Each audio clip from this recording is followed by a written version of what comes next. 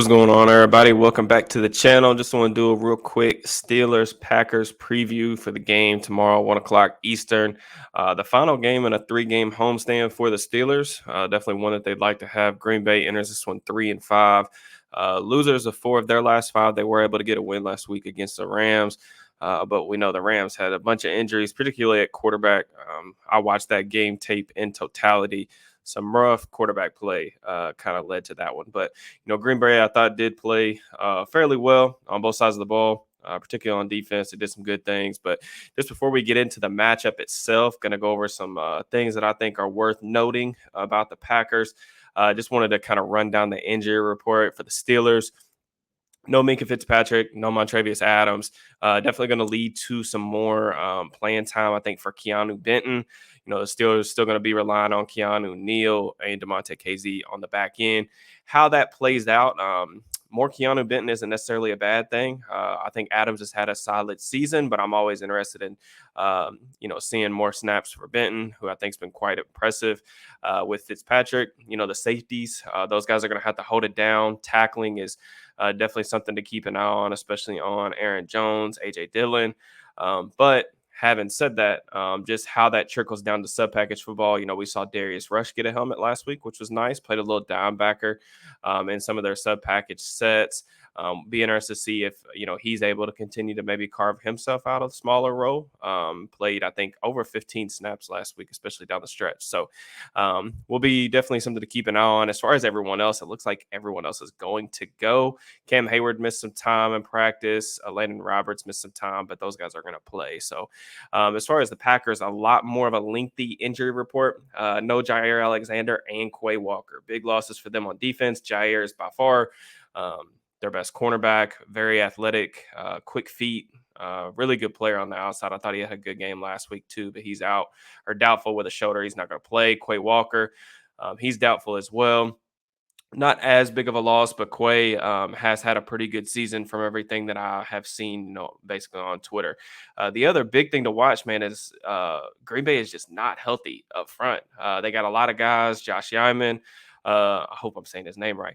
He started last week at left tackle, but then left the game. He's been questionable this week. He's been in and out of practice, limited participant. Josh Myers, their center. He's had an up and down season, but he's questionable as well. Kenny Clark is a huge name to be looking out for on the inactive list pregame. Very good player. He's questionable as well. So if I had to guess, I think that these offensive linemen are going to play as well as Kenny Clark because they were limited participants later in the week. But, that's definitely something to watch for, especially with how good the Steelers pass rush has been, particularly at certain points throughout the season. Zach Tom's at right tackle. He's going to play. He's really their only true healthy starter right now. He'll be lined up against TJ Watt. So just getting into Green Bay, man. Honestly, there's some similarities between this Green Bay offense and the Steelers offense. Really dysfunctional unit, particularly at times in the first half of games. I believe they're dead last in points per game in the first half. Really, a lot of the same stuff we've seen from the Steelers offense. Just dysfunctional route spacing being weird, some drops, some costly turnovers. They've got a young, inexperienced quarterback that's really trying to find his way in the league, and Jordan Love. Some good things about Jordan Love. The arm talent, very obvious. He can push the ball into tight windows. He can throw off platform. He can, maneuver his arm slots.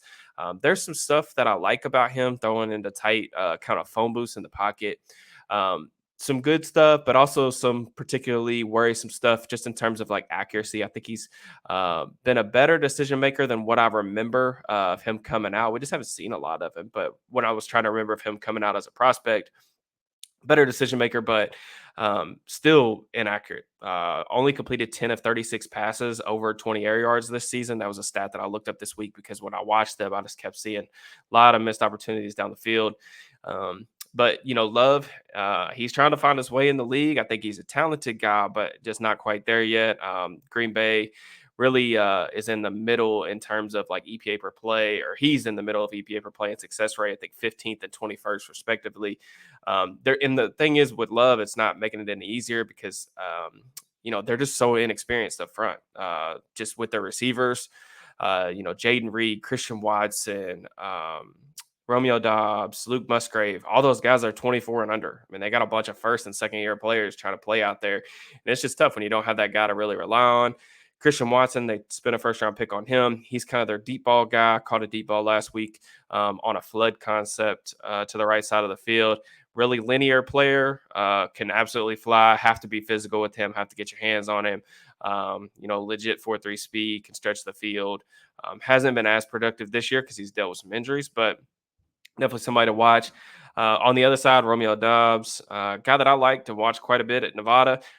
Big hands, strong, contested catch player. He actually has 5 red zone touchdowns. That's the second most of any NFL receiver this year, behind, I think, only Stephon Diggs or somebody like that. But 5 red zone touchdowns. When they get down to the red zone, they will throw him fade balls. They'll look to get him involved on slants, stuff like that. So something to keep an eye on. And then just in terms of some of their other guys, Jaden Reed, slot receiver out of Michigan State. Mike Tomlin had a lot of good praise for him this week, said that he was the most complete slot receiver that he saw coming out. Senior Bowl guy, definitely somebody that I liked a decent amount coming out. Can work the intermediate areas of the field. He can stretch it a little bit as well, but also returns punts, could do some things after the catch. Luke Musgrave, I know a lot of draft nicks was really high on him just because of how athletic he was, a legit 4 or 5 guy. They look to get him out in space, some drop issues really with the whole group, but with Musgrave as well. I saw him drop a pass. I think it was either the Vikings game, something like that over the middle of the field. Still looking to clean some of that up, but they're just really young on offense. They run a lot of 12 personnel, so you'll see Tucker Kraft, who they also drafted another young tight end.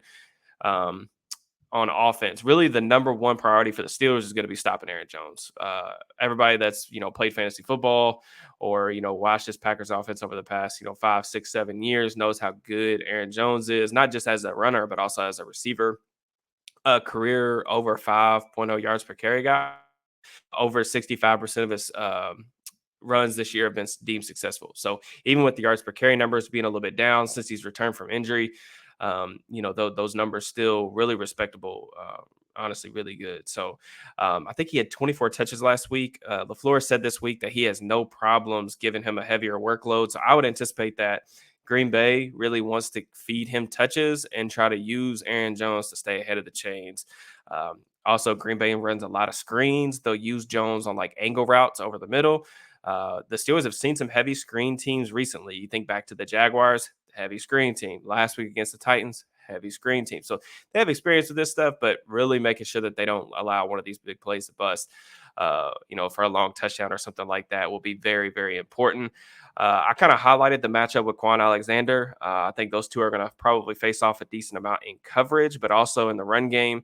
Jones is a patient runner, a guy that can make people miss in the open field. He's definitely the number one priority for the Steelers defense to stop. A.J. Dillon, kind of the bruiser back, is his complement. Up front, the Packers have honestly done a very good job of drafting and developing offensive line talent. You just look at some of the guys that they've been able to find later in the draft. This is something they've always done really well over there. But even without like David Bakhtiari, who's rarely played in the past couple of seasons, but a very talented left tackle, even without him, they've been able to supplement that loss with some of their other guys. Zach Tom was a really good find. I think TJ Watt's definitely going to get his, but Tom is no scrub, can play multiple positions on that offensive line. Elton Jenkins, very, very good player at the guard spot. I think Josh Myers is a solid athlete in space, but I do think a guy like Keanu Benton can take advantage of him in a phone booth, especially considering I see Benton getting more playing time this week at the nose tackle spot with Adams out. Benton, really good hand usage. Myers, that's kind of where he struggles a little bit with some of those guys that are not only quick with their first step, but have really good hand usage. I think that Benton could be in for a really big game. So hopefully I'm able to call my shot on that one. We'll have to see who plays left tackle, whether it's Naaman or Rasheed Walker, but that's definitely a matchup that I look for, Alex Highsmith to have at least some success.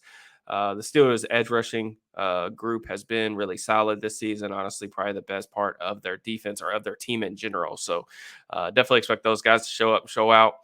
Moving on to the defensive side of the ball, Green Bay, a lot of nickel personnel. They play a lot of zone coverage. So that's really what you're going to see whenever they're on the field. They do rate a 34% blitz rate. That's the 5th highest in the NFL. They do a lot of creative stuff in terms of at the defensive line. I mean, it's a relatively predictable coverage unit, but they do some stuff up front. A lot of stunts. They'll stunt on early downs. They'll stunt on late downs. So it's not just to free up their pass rushers, but more so to affect the run game. They will be really disruptive when you try to run zone at them. So that's something to keep an eye on. I know the Steelers have been mixing in more gap stuff, more power concepts. So I'm interested to see what the counter is from Green Bay on that regard. But just up front, that's probably their strength of their team. We talked about Kenny Clark. We'll see if he's available to them. Clark is a really good run defender, powerful hands, club swim move, just a really good player, man. So if he's not out there or if he's limited in any capacity, that's going to hurt the pack. And then another guy who's having a really good season is Rashawn Gary. If you remember Gary coming out of Michigan, he was just kind of this hyper freaky athlete, toolsy edge rusher. But that's no longer the case. He's really refined his game, better hand usage. Gary is a power rusher first, but he does have the ability to corner. Really good, flexible lower body, flexible ankles, can turn the corner quickly and on sharp angles. So definitely a guy that I'm looking forward to seeing how the Steelers stop him. Broderick Jones going to get the start this week again at right tackle. I thought Broderick played really well again last week on a short week at a brand new position. Cannot say how impressed I am with him. I think some of the technical stuff with Broderick's starting to come around really slowly, and I'm excited about his development. But Gary's definitely the best pass rusher that he's gone up against, whether in the regular season against the Ravens or the Titans, or even if you think back to the preseason when he was getting a lot of reps, albeit against backups. So interested to see how much help the Steelers give him in pure passing situations. Hopefully, they don't get into a bunch of third and longs where Gary's able to pretty much just tee off. With the Packers creating a lot of 5-man rushes, it's going to be a lot of one-on-ones in those situations, unless the Steelers go to 6-7-man protections. There will be some issues there. So interested to see what the tape looks like following this one. But I'm optimistic about Jones' development overall. Some of their other guys, Devontae Wyatt, explosive guy, defensive end, first round pick, I think 2 years ago. What I remember from Wyatt, just really good in terms of disruptive player, likes to get up the field. They use their defensive linemen to get up the field more than anything else. It's not really like as much two-gapping stuff. It seems like more just get up the field and go. No Quay Walker, Devondre Campbell's kind of the leader of that group, but I was actually really impressed with Isaiah McDuffie on tape. I thought he played extremely well against the Rams. To be honest with you, I had no clue who this dude was. He's 6th-round pick a couple years ago, played really well, led the team in stops. And then on the back end, without Jair Alexander, it's going to be Carrington Valentine from Kentucky. He's a guy that I was really familiar with, guy that I really liked as a sleeper prospect coming out of the draft last year. Valentine, big, long, fast, linear player, but definitely has a lot of tools to develop. I honestly thought he would be picked even earlier than what he was back in April. So he played fairly well. Puka had some issues last week in their reps. He was heavily targeted. I think the Steelers are going to do the same. They're going to probably test these backup corners. Kayshawn Nixon is their other kind of starter, but he mainly plays in the nickel whenever they go sub. So they're going to be playing with some backups out there. A lot of guys that are pretty inexperienced. They traded Rasul Butler to Buffalo. So the secondary is going to be a massive question mark for the Packers, especially against the Steelers receivers. Deontay Johnson's obviously been extremely productive since he came back, got his first touchdown and freaking however long. I know it was like 2 years. It felt like the longest streak in sports, unfortunately. So it was good to see DJ get back in the end zone. But even George Pickens, the Steelers have got to find a way to get him going. I know missed some opportunities the past 2 weeks. He didn't get his foot in bounds on that slot fade ball that Kenny threw, which was a good ball. Really just need to get him going, get him reintegrated back into the offense. I think they can do that. The Packers are primarily a middle field closed team. They play a lot of cover 3. Even though it's mostly zone, there are some like man match type principles mixed into that. But again, I think the one-on-ones on the outside are probably the Steelers' biggest advantage in this one. So Green Bay has played fairly well, especially over the past month. Only, averaging, I think less than like 17 points per game over the past month on defense. But, the competition has been something, especially last week with the Rams playing like Brett Rippon or whatever. But It's not a bad defense. I think this is a pretty solid to average defense, but I just think with how banged up they are, no Jair, no Quay Walker, I think that this is going to be a game that the Steelers can have a relatively successful game script, and hopefully put up, a decent amount of points. I don't think it would be crazy to ask for them to put up like 24, 27 points this week, just depending on Kenny Clark's availability and his productivity out there. But would like to see the Steelers, get off to another good start. They opening drive touchdown last week was awesome to see. Hopefully they're able to, string some of those together instead of just waiting until the fourth quarter to play extremely well. So a lot of interesting matchups. If you're a betting guy, like I said, I think that this one could potentially be, I don't know what the over under is for the first half, but two teams that start off really, really slow. So if you're looking for something to bet, that might be the move. But like I said, I think this is going to be a good game. There's some similarities between these two teams, but it should be a good one.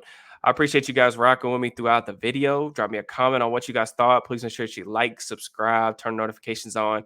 Had some stuff going on, personal life, that kind of prevented me from getting more content out this week.